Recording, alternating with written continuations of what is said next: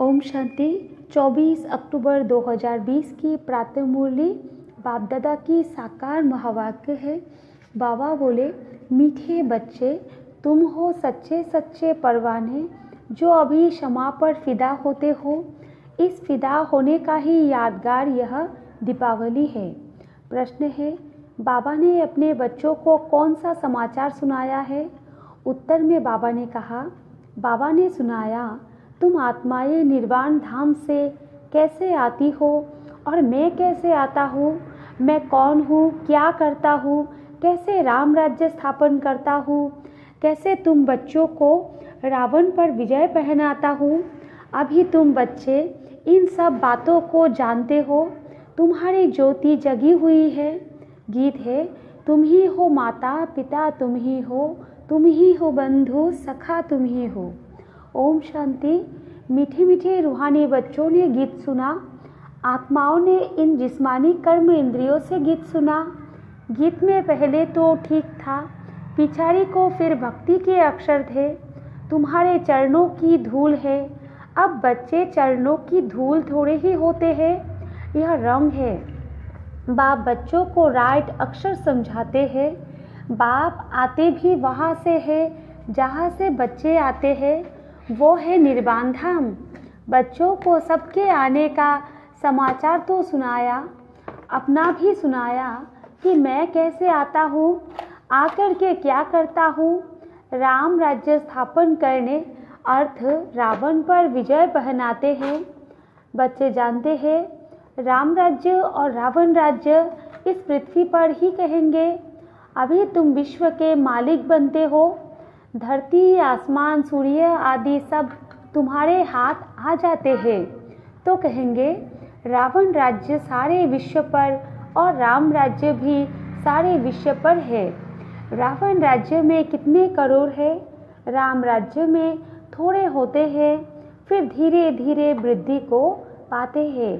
रावण राज्य में वृद्धि बहुत होती है क्योंकि मनुष्य विकारी बन जाते हैं। राम राज्य में है निर्विकारी। मनुष्य की ही कहानी है तो राम भी बेहद का मालिक, रावण भी बेहद का मालिक है। अभी कितने अनेक धर्म है गाया हुआ है। अनेक धर्मों का विनाश बाबा ने झाड़ पर भी समझाया है। अब दशहरा मनाते हैं, रावण को जलाते हैं। यह है हद का जलाना। तुम्हारी तो है बेहद की बात। रावण को भी सिर्फ भारतवासी ही जलाते हैं। विदेश में भी जहाँ जहाँ भारतवासी जास्ती होंगे वहाँ भी जलाएंगे। वो है हद का दशहरा। दिखाते हैं लंका में रावण राज्य करते थे, सीता को चुरा कर लंका में ले गया। यह हो गई हद की बातें। अब बाप कहते हैं सारे विश्व पर रावण का राज्य है, राम राज्य अब नहीं है। राम राज्य अर्थात ईश्वर का स्थापन किया हुआ सतयुग को कहा जाता है राम राज्य।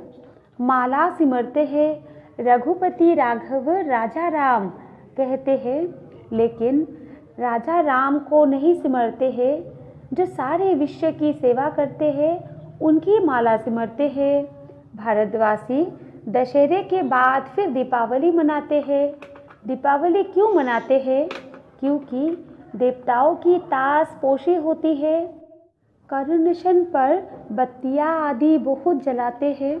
एक तो ताजपोशी, दूसरा फिर कहा जाता है घर घर में दीपमाला।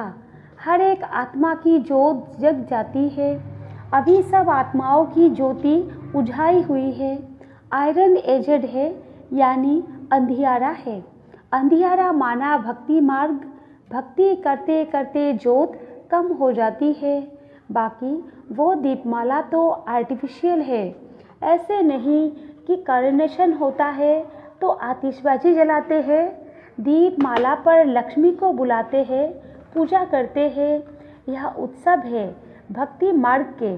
जो भी राजा तख्त पर बैठते हैं तो उनका करुणेशन डे धूमधाम से मनाया जाता है। यह सब है हद के। अभी तो बेहद का विनाश, सच्चा सच्चा दशहरा होना है। बाप आए हैं सबकी ज्योत जगाने। मनुष्य समझते हैं हमारी जोत बड़ी जोत से मिल जाएगी। ब्रह्मा समाजियों के मंदिर में सदैव जोत जगती है। समझते हैं जैसे परवाने ज्योति पर फेरी पहन फिदा होते हैं, वैसे हमारी भी आत्मा अब बड़ी ज्योति में मिल जाएगी। इस पर दृष्टांत बनाया है। अभी तुम हो आधा कल्प के आशिक, तुम आकर एक माशूक पर फिदा हुए हो। जलने की तो बात नहीं, जैसे वो आशिक माशूक होते हैं तो वो एक दो के आशिक बन जाते हैं। यह वो एक ही माशूक है, बाकी सब है आशिक। आशिक उस माशूक को भक्ति मार्ग में याद करते रहते हैं।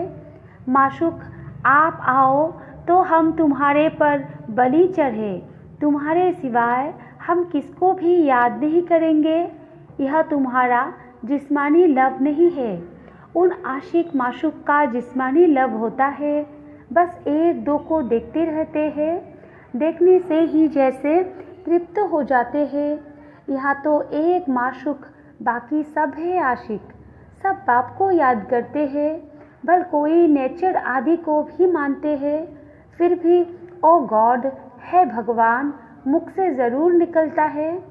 सब उनको बुलाते हैं, हमारे दुख दूर करो। भक्ति मार्ग में तो बहुत आशिक माशूक होते हैं, कोई किसका आशिक कोई किसका आशिक। हनुमान के कितने आशिक होंगे। सब अपने अपने माशूक के चित्र बनाकर फिर आपस में मिलकर बैठ उनकी पूजा करते हैं। पूजा कर फिर माशूक को डुबो देते हैं, अर्थ कुछ भी नहीं निकलता।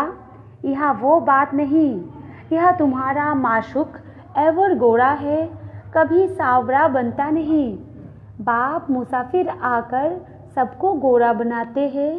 तुम भी मुसाफिर हो ना, दूर देश से आकर यहाँ पाठ बजाते हो। तुम्हारे में भी नंबरवार पुरुषार्थ अनुसार समझते हैं। अभी तुम त्रिकालदर्शी बन गए हो, रचता और रचना के आदि मध्य अंत को जानते हो, तो तुम हो गए त्रिकालदर्शी ब्रह्म कुमार कुमारिया। जैसे सद्गुरु आदि का भी टाइटल मिलता है ना, तुमको यह टाइटल मिलता है। तुमको सबसे अच्छा टाइटल मिलता है स्वदर्शन चक्रधारी। तुम ब्राह्मण ही स्वदर्शन चक्रधारी हो। या शिव बाबा भी है, शिव बाबा भी है। हाँ, क्योंकि स्वदर्शन चक्रधारी आत्मा होती है ना शरीर के साथ। बाप भी इसमें आकर समझाते हैं। शिव बाबा स्वदर्शन चक्रधारी ना हो तो तुमको कैसे बनाए। वो सबसे सुप्रीम उच्चते उच्च आत्मा है, देहों को थोड़े ही कहा जाता। वो सुप्रीम बाप ही आकर तुमको सुप्रीम बनाते हैं। स्वदर्शन चक्रधारी आत्माओं के सिवाय कोई बन न सके। कौन सी आत्माएं? जो ब्राह्मण धर्म में है। जब शूद्र धर्म में थे तो नहीं जानते थे, अब बाप द्वारा तुमने जाना है। कितनी अच्छी अच्छी बातें हैं, तुम ही सुनते हो और खुश होते हो। बाहर वाले यह सुने तो आश्चर्य खाए, ओहो यह तो बहुत उच्च ज्ञान है। अच्छा, तुम भी ऐसा स्वदर्शन चक्रधारी बनो तो फिर चक्रवर्ती राजा विश्व का मालिक बन जाएंगे। यहाँ से बाहर गए खलास। माया इतनी बहादुर है, यहाँ की यहाँ रही। जैसे गर्भ में बच्चा अंजाम माने वादा कर निकलता है, फिर भी वहाँ की वहाँ रह जाती है। तुम प्रदर्शनी आदि में समझाते हो, बहुत अच्छा करते हैं, नॉलेज बहुत अच्छी है। मैं ऐसा पुरुषार्थ करूँगा या करूँगा। बस बाहर निकला, वहाँ की वहाँ रही, परंतु फिर भी कुछ ना कुछ असर रहता है। ऐसे नहीं कि वो फिर आएंगे नहीं। झाड़ की वृद्धि होती जाएगी, झाड़ वृद्धि को पाएगा तो फिर सबको खींचेंगे। अभी तो यह है रौरव नर्क। गरुड़ पुराण में भी ऐसी ऐसी रोचक बातें लिखी है जो मनुष्य को सुनाते हैं ताकि कुछ डर रहे। उनसे ही निकला है कि मनुष्य सर्प बिच्छू आदि बनते हैं। बाप कहते हैं मैं तुमको विषय बैतरणी नदी से निकाल क्षीर सागर में भेज देता हूँ। असुल, तुम शांतिधाम के निवासी थे, फिर सुखधाम में पाठ बजाने आए। अभी फिर हम जाते हैं शांतिधाम और सुखधाम। यह धाम तो याद करेंगे ना। गाती भी है तुम मात पिता हम बालक तेरे। वो सुख घनेरे तो होते ही है सतयुग में। अभी है संगम, यहाँ पिछाड़ी में त्राही त्राही करेंगे, क्योंकि अति दुख होता है। फिर सतयुग में अति सुख होगा। अति सुख और अति दुख का यह खेल बना हुआ है। विष्णु अवतार भी दिखाते हैं। लक्ष्मी नारायण का जोड़ा जैसे ऊपर से आते हैं। अब ऊपर से शरीरधारी कोई आते थोड़े ही है। ऊपर से आती तो हर एक आत्मा है, परंतु ईश्वर का अवतरण बहुत विचित्र है। वही आकर भारत को स्वर्ग बनाते हैं। उनका त्योहार शिव जयंती मनाते हैं। अगर मालूम होता कि परमपिता परमात्मा शिव ही मुक्ति जीवन मुक्ति का वर्षा देते हैं, तो फिर सारे विश्व में गॉड फादर का त्यौहार मनाते, बेहद के बाप का यादगार मनाए। तब जब समझे कि शिव बाबा ही लिबरेटर गाइड है, उनका जन्म ही भारत में होता है। शिव जयंती भी भारत में मनाते हैं, परंतु पूरी पहचान नहीं तो हॉलीडे भी नहीं करते हैं। जो बाप सर्व की सद्गति करने वाला, उनकी जन्मभूमि जहाँ अलौकिक कर्तव्य आकर करते हैं, उनका जन्मदिन और तीर्थ यात्रा तो बहुत मनानी चाहिए।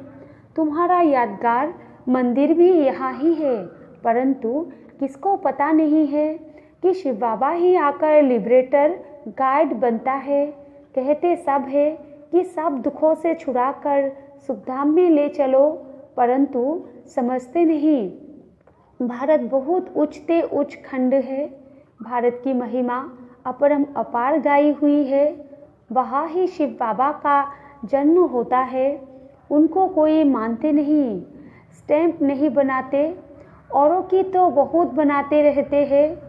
अब कैसे समझाया जाए जो इनके महत्व का सबको पता पड़े। विलायत में भी सन्यासी आदि जाकर भारत का प्राचीन युग सिखलाते हैं। जब तुम यह राजयुग बताएंगे तो तुम्हारा बहुत नाम होगा।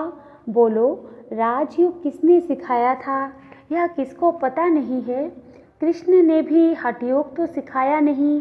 यह हठयोग है सन्यासियों का, जो बहुत अच्छे पढ़े लिखे हैं, जो अपने को फिलोसोफर कहलाते हैं। वो इन बातों को समझ और सुधर जाए। कहे, हमने भी शास्त्र पढ़े हैं, परंतु अब जो बाप सुनाते हैं वो राइट है, बाकी सब है रॉन्ग। तो यह भी समझे कि बरोबर बड़े से बड़ा तीर्थ स्थान यह है जहाँ बाप आते हैं। तुम बच्चे जानते हो, इसको कहा जाता है धर्म भूमि। यह जितने धर्मात्मा रहते हैं उतने और कहा नहीं। तुम कितना दान पुण्य करते हो, बाप को जानकर तन मन धन सब इस सेवा में लगा देते हो। बाप ही सबको लिबरेट करते हैं, सबको दुख से छुड़ाते हैं, और धर्म स्थापक कोई दुख से नहीं छुड़ाते हैं। वो तो आते ही है, उनके पिछाड़ी नंबरवार सब पाठ बजाने आते हैं। पाठ बजाते बजाते तमो प्रधान बन जाते हैं। फिर बाप आकर सतो प्रधान बनाते हैं। तो यह भारत कितना बड़ा तीर्थ है। भारत सबसे नंबर 1 उच्च भूमि है। बाप कहते हैं, मेरी यह जन्म भूमि है। मैं आकर सबकी सद्गति करता हूँ, भारत को हेवन बना देता हूँ। तुम बच्चे जानते हो, बाप स्वर्ग का मालिक बनाने आए हैं। ऐसे बाप को बहुत प्यार से याद करो। तुमको देख और भी ऐसे कर्म करेंगे। इसको ही कहा जाता है अलौकिक दिव्य कर्म। ऐसे मत समझो कोई नहीं जानेंगे। ऐसे निकलेंगे जो तुम्हारे यह चित्र भी ले जाएंगे। अच्छे अच्छे चित्र बने तो स्टीमर भरा कर ले जाएंगे। स्टीमर जहाँ जहाँ खड़ा रहता है वहाँ यह चित्र लगा देंगे। तुम्हारी बहुत सर्विस होनी है। बहुत उदारचित हुंडी भरने वाले सांबल शाह भी निकलेंगे जो ऐसे काम करने लग पड़ते हैं ताकि सबको मालूम पड़े कि यह कौन है जो इस पुरानी दुनिया को बदल और नई दुनिया स्थापन करते हैं। तुम्हारी भी पहले तुच्छ बुद्धि थी, अभी तुम कितने स्वच्छ बुद्धि बने हो। जानते हो, हम इस ज्ञान और योग बल से विश्व को हेवन बनाते हैं, बाकी सब मुक्तिधाम में चले जाएंगे। तुम्हें भी अथॉरिटी बनना है। बेहद के बाप के बच्चे होना शक्ति मिलती है। याद से, बाप को वर्ल्ड ऑलमाइटी अथॉरिटी कहा जाता है। सभी वेदों शास्त्रों का सार बताते हैं। तो बच्चों को कितना उमंग रहना चाहिए सर्विस का। मुख से ज्ञान रत्नों के सिवाय और कुछ ना निकले। तुम हर एक रूप बसंत हो।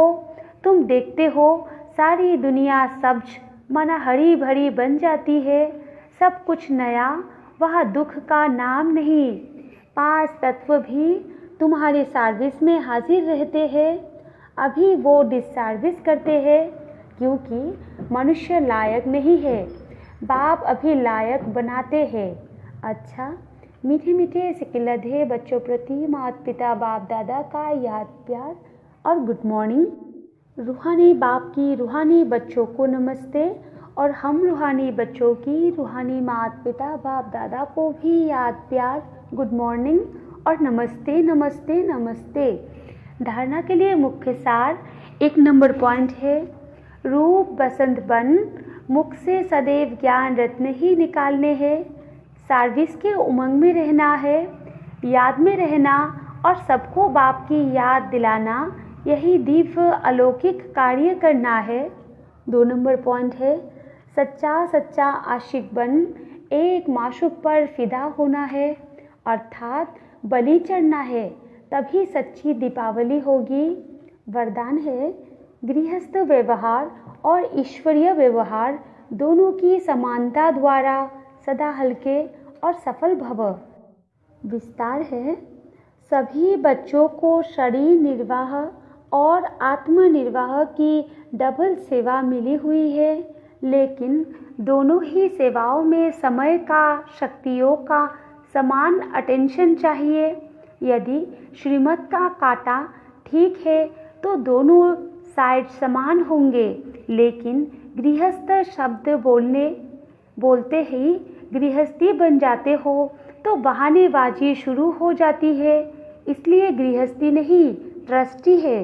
इस स्मृति से गृहस्थ व्यवहार और ईश्वरीय व्यवहार दोनों में समानता रखो तो सदा हल्के और सफल रहेंगे।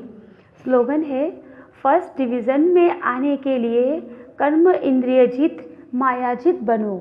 अच्छा, ओम शांति।